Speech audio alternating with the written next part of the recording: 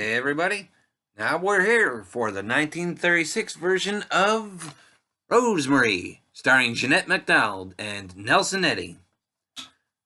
Now in this movie, Jeanette MacDonald plays Rosemary DeFleur, an operatic diva, emphasis on diva.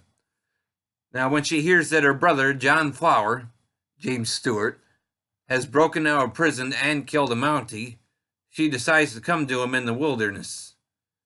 On the way, she runs into Sergeant Bruce, Nelson Eddy, the Mountie who's been tasked with finding her brother.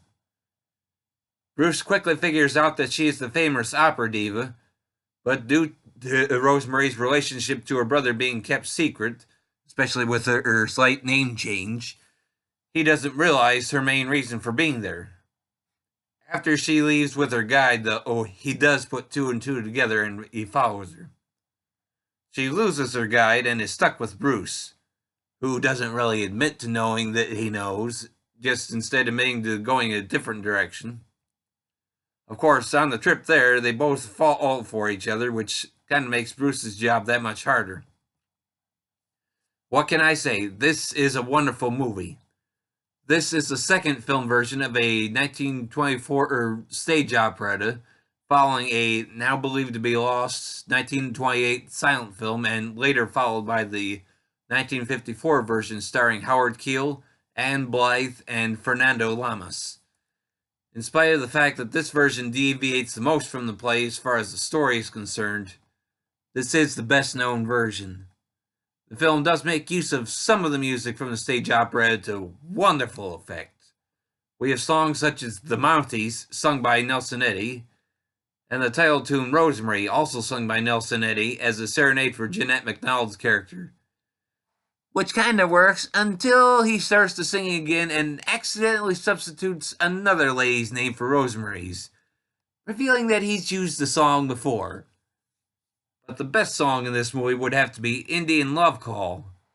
Although if you don't like the song, it's very hard to enjoy the last half hour of the movie, as it's sung about 4 times within that time frame. But I think it is such a wonderful song, and it works in helping to tell the story here. And I personally have never heard it sung better than either Jeanette MacDonald or Nelson Eddy doing it. And speaking of the film's two stars, this is the second of 8 movies that they were paired together for. This ended up being the first of their movies together that I personally saw. I had previously seen maybe like 1 film each, give or take, for their solo outings. But any knowledge of these films that I possessed previously was from clips of their movies being included in their That's Entertainment trilogy. And as I have never been terribly fond of opera, I was very reluctant to try them out.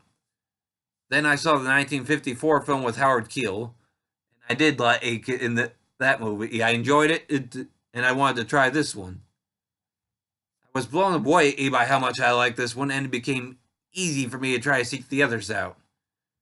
I still don't really care for opera, but I am willing to put up with it for these movies because it's just so wonderful. And this movie in particular has always felt like a lesson in great screen chemistry, because the movie relies quite heavily on just Jeanette MacDonald and Nelson Eddy for the vast majority of the film. And it works. And of course, we also have James Stewart in an early and relatively brief role as the escaped convict brother, which apparently helped to get him noticed, and a few bigger roles too, after he'd done maybe a couple of small bit parts. But yes, I very much recommend this movie, so see it if you get the chance. The movie is available on DVD from Warner Archive Collection and is 1 hour and 51 minutes in length. Well, that's all for now, everybody. Thanks for tuning in, and come back again soon for more.